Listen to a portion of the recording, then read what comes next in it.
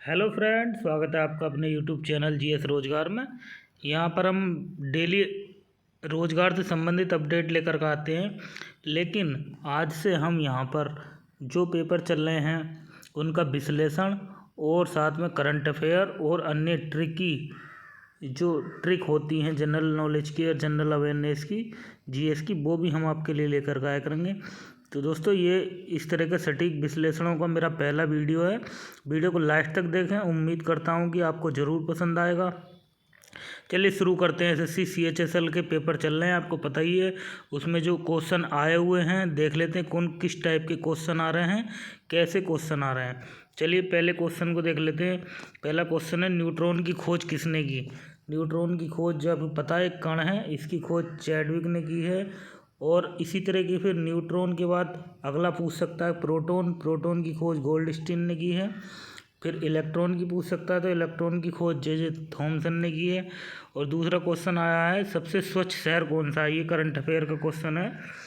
तो आपको पता ही है, सबसे स्वच्छ शहर लगातार 10 साल से इंदौर बना हुआ है।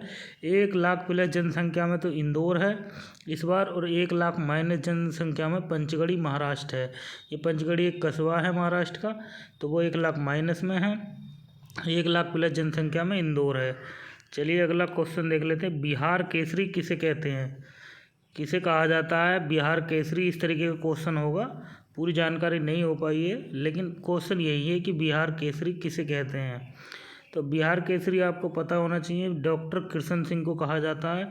तो इससे मिलता जुलता क्वेश्चन भी आ सकता है, जैसे बिहार केसरी पूछ लिया तो पंजाब केसरी पूछ सकता है। लाला लाजपत राय हैं पंजाब केसरी, तो मैंने इसको ऐड कर दिया है, आप इससे याद करके चले जाएं। लाला लाजपत राय को पंजाब केसरी कहा जाता है। फिर ये वायुमंडलीय परत के बारे में क्वेश्चन पूछा था कि वायुमंडलीय परत, उसने लड़के ने क्वेश्चन तो नहीं बताया कि क्या क्वेश्चन आया था, लेकिन मैंने इसका पूरा विश्लेषण आपके सामने रख दिया है। आपको पता ही है कि हमारे वायुमंडल में 5 परतें होती हैं। तो सबसे पहले पृथ्वी से ऊपर चलते हैं तो क्षोभमंडल आता है, जहाँ पर मौसम, बारिश और वो सब आते हैं, बारिश, गर्जना, ये सब जो होती हैं, ये सब आपको पता ही है। ये सब क्षोभमंडल में आते हैं। और क्षोभमंडल से ऊपर चलते हैं तो यहाँ पे समताप मंडल आते हैं। समताप मंडल में ये पता है आपको कि हवाई जहाज इसी मंडल में उड़ते हैं, और ओजोन परत इसी मंडल में पाई जाती है। इसके ऊपर मध्य मंडल होता है, और सबसे बाहरी तरफ हमारा आयन मंडल होता है, जिसको हम बाहरी मंडल कहते हैं। तो दोस्तों, आप लोग याद करके जाएं, किसी भी परत से संबंधित क्वेश्चन पूछ सकता है। अगला क्वेश्चन कर्क रेखा से संबंधित था। इसमें भी नहीं पता था कि मतलब क्या पूछा है, लेकिन मैंने इसका पूरा विश्लेषण किया है। देखते हैं। आपको पता ही है, कर्क रेखा भारत के 8 राज्यों से गुजरती है। पहला गुजरात, दूसरा राजस्थान, मध्य प्रदेश, छत्तीसगढ़, झारखंड, पश्चिम बंगाल, त्रिपुरा और मिजोरम। आपको पता ही है कि हमारे जो भारत का नक्शा है, उससे हम लेफ़्ट से राइट की ओर चलेंगे तो सबसे पहले गुजरात पड़ेगा, कर्क रेखा पर स्थित राज्य। फिर राजस्थान, मध्य प्रदेश, छत्तीसगढ़, झारखंड, पश्चिम बंगाल, त्रिपुरा और लास्ट में मिजोरम पड़ेगा। तो दोस्तों, मैंने इसकी एक ट्रिक बनाई है अपने लिए। कुछ लोग तो ट्रिक ऐसे बनाते हैं उल्टी सीधी, लेकिन मैंने जो क्रम है, सीक्वेंस में जो क्रम है, उसी तरीके से बनाई है कि मगरमच्छ झार पत्री में, मगरमच्छ झार पत्री में। तो देखते हैं, माँ इसमें साइलेंट रहेगा दोस्तों। का से हो जाएगा गुजरात, और रा से हो जाएगा राजस्थान, माँ से हो जाएगा मध्य प्रदेश, छा से छत्तीसगढ़, झा से झारखंड, और आपके झार से झारखंड हो जाएगा, पा से पश्चिम बंगाल हो जाएगा, त्री से त्रिपुरा हो जाएगा, और मे से मिजोरम हो जाएगा। दोस्तों, कोई ट्रिक कुछ तो ऐसे बनाते हैं कि ऊपर से नीचे बना दिया, लेकिन मैंने बिल्कुल सीक्वेंस बनाया है, न लेफ़्ट न राइट है। तो इसमें आपको पता चलता रहेगा कि बिल्कुल सीक्वेंस क्या है। तो ये ट्रिक आप आजमाएं ज़रूर। एक क्वेश्चन आया, बर्ली पेंटिंग कहाँ की है। पेंटिंग के बारे में हम एक क्लास अलग से ले लेंगे दोस्तों। सबको बता दें कि बर्ली पेंटिंग महाराष्ट्र की है। इस संविधान से क्वेश्चन पूछे गए हैं। राष्ट्रीय आपातकाल, राष्ट्रीय आपातकाल आपको पता ही है, आर्टिकल 352 में है। आर्टिकल 352 में ये हमारे भारत में 3 बार लग चुका है, और अब 352 से संबंधित क्वेश्चन पूछ लिया है, तो हो सकता है कि 356 से संबंधित क्वेश्चन पूछ ले कि 356 में क्या है, राष्ट्रपति शासन। 360 में क्या है, वित्तीय आपात। तो तीनों में से किसी से में भी संबंधित क्वेश्चन पूछ सकता है। 352 में राष्ट्रीय आपातकाल है, जो कि 3 प्रकार से लगता है। 356 में राष्ट्रपति शासन है। 360 में वित्तीय आपात है। अगले क्वेश्चन पे चलते हैं। ये भी करंट अफेयर्स का क्वेश्चन है। 100% सौर ऊर्जा संचालित गाँव अभी भी कौन सा बना है? आपको पता ही है, मैंने पढ़ा दिया। इसमें पढ़ाऊँगा और इसकी वीडियो अलग से आपको दूंगा कि मोढेरा गुजरात ये 100% सौर ऊर्जा संचालित गाँव है। अगला क्वेश्चन पूछा फ्रेंच ओपन 2022 में, ये नहीं बताया लड़के ने कि मतलब मेल पूछा है फीमेल पूछा, लेकिन मैंने दोनों लिख दिए हैं। मेल में तो जीते हैं राफेल नडाल और फीमेल में जीती हैं ईगा स्विटेक। तो दोस्तों आप इनको याद रखें, French open, Wimbledon open, Australian open और यूएस ओपन, चारों की एक वीडियो मैं अलग से बना दूंगा, आप लोग इसको याद कर सकते हैं। और फिलहाल फ्रेंच ओपन की बात है तो मेल में राफेल नडाल ने जीता है, फीमेल में ईगा स्विटेक ने जीता है। अगला क्वेश्चन पूछा फुटबॉल फॉर ऑल पहल किसके द्वारा लॉन्च हुई? मैंने इसको ऊपर करंट अफेयर की क्लास में देखा था कि सीएम नवीन पटनायक और जो उड़ीसा के हैं उनके द्वारा ये पहल लॉन्च की गई है। अगला क्वेश्चन पूछा 5वें खेलो इंडिया यूथ गेम्स कहाँ पर आयोजित हुए? तो ये मध्य प्रदेश में आयोजित हुए हैं, आपको पता ही है।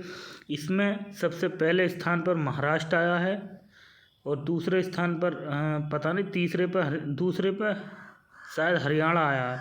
और चौथे जो खेलो इंडिया यूथ गेम्स हुए वो हमारे पंचकुला हरियाणा में हुए थे, आपको पता होना चाहिए। अब अगला है मेजर ध्यानचंद खेल रत्न पुरस्कार 2022 में किसको मिला है? आपको पता ही है कि शरद कमल हैं, टेबल टेनिस के खिलाड़ी हैं, इनको मिला है। और इसकी इनामी राशि बढ़ाकर 10 लाख से 25 लाख रुपए कर दी गई है पिछले साल। तो शरद कमल इस बार अकेले खेल रत्न पुरस्कार प्राप्त करने वाले खिलाड़ी बने हैं। ये त्यौहार से संबंधित क्वेश्चन पूछा है कि पोंगल त्यौहार किस राज्य का है? तो ये तमिलनाडु का, आपको पता ही है। त्योहारों से संबंधित वीडियो में आपको उपलब्ध करा दूंगा। और फिर ओणम भी पूछ सकता है कि ओणम किस राज्य का? ओणम केरल का है, जल्लीकट्टू तमिलनाडु का है। दोस्तों सहवाल के बारे में क्वेश्चन पूछा है। सहवाल क्या किस प्रकार में आता है, मतलब सहवाल का पादप प्रकार क्या है? तो दोस्तों सहवाल थैलोफाइट वर्ग में आता है, आपको पता होना चाहिए। और इसके बाद अगर पूछ भी सकता है कि सहवाल प्लस लाइकेन किसका सहजीवी है? तो कवक प्लस सहवाल का सहजीवन लाइकेन कहलाता है। और लाइकेन किसके काम आता है? वायु प्रदूषण सूचकांक यानी सूचक, या वायु प्रदूषण को अगर कहीं नापना होता है तो लाइकेन के द्वारा नापा जाता है। अगली वीडियो दोस्तों पानीपत का तीसरा युद्ध कहाँ हुआ था? तो पानीपत में तो युद्ध हुआ था। तीसरा युद्ध कब हुआ था? 1761 में हुआ था। ये किस किस के बीच हुआ था? मराठा और प्लस अहमद शाह अब्दाली, इनके बीच में हुआ था। अगला क्वेश्चन नृत्य से पूछा गया कि यक्षगान नृत्य किस राज्य का है? तो ये आपके कर्नाटक राज्य का है।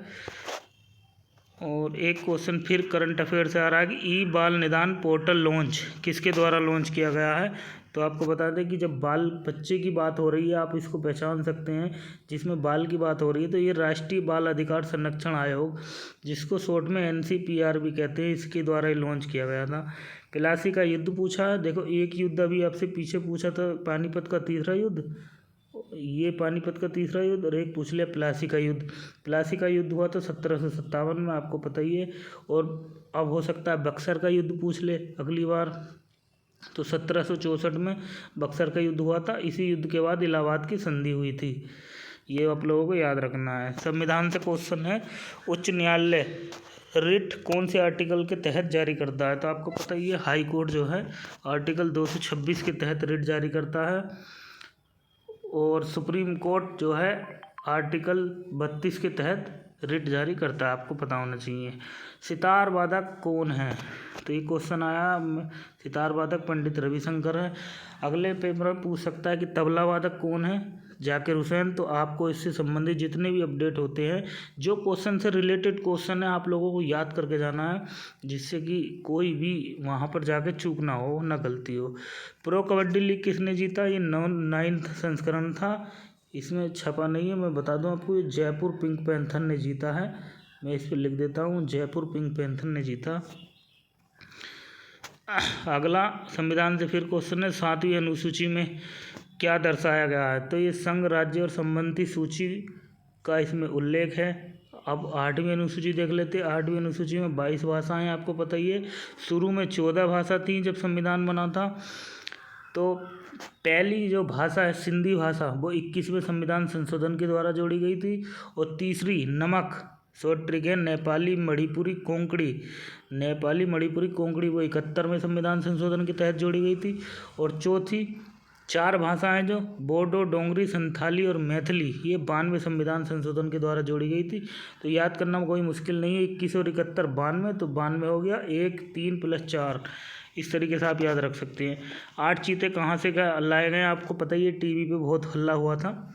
8 चीते नामिक भी है, जो कि एक अफ्रीका देश है, वहाँ पर लाए गए। और ये कहाँ छोड़े गए हैं? ये कूनो नेशनल पार्क में छोड़े गए हैं। यहाँ पर एक मादा चीता भी थी जिसका नाम मोदी जी ने क्या रखा था?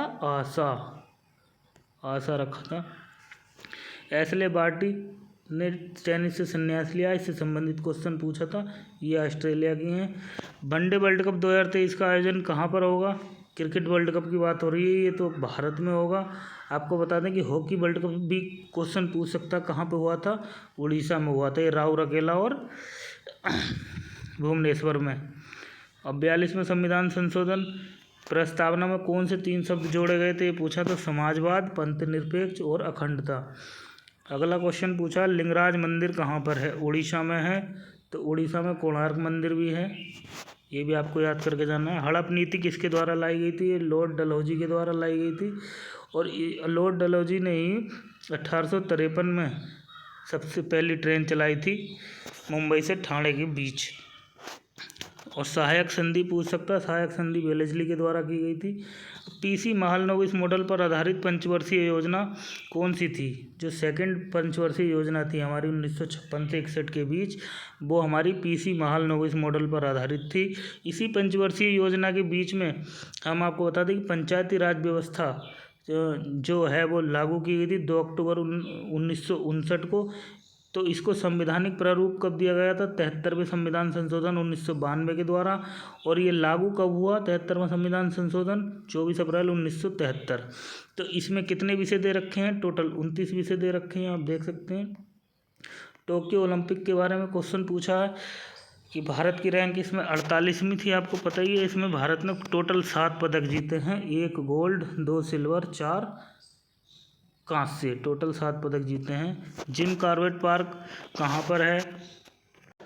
दोस्तों ये नेशनल पार्क रामनगर उत्तराखंड में है। इसका नया नाम रामगंगा नेशनल पार्क है, इसका पुराना नाम हैली नेशनल पार्क है, आप लोगों को पता ही है। तो दोस्तों आज का ये सटीक विश्लेषण था। कैसा लगा, क्वेश्चन कैसे लगे हैं, इससे संबंधित क्वेश्चन मैं आपको अपडेट कराता रहूँगा। तो दोस्तों अगर वीडियो अच्छा लगे हो तो वीडियो को लाइक करें, शेयर करें, सब्सक्राइब करें दोस्तों। और मैं छोटे छोटे टॉपिक जैसे कि नृत्य हैं और भाषाएं हैं, अनुसूची है, अलग अलग टॉपिक वाइज में डाल दूंगा आपको।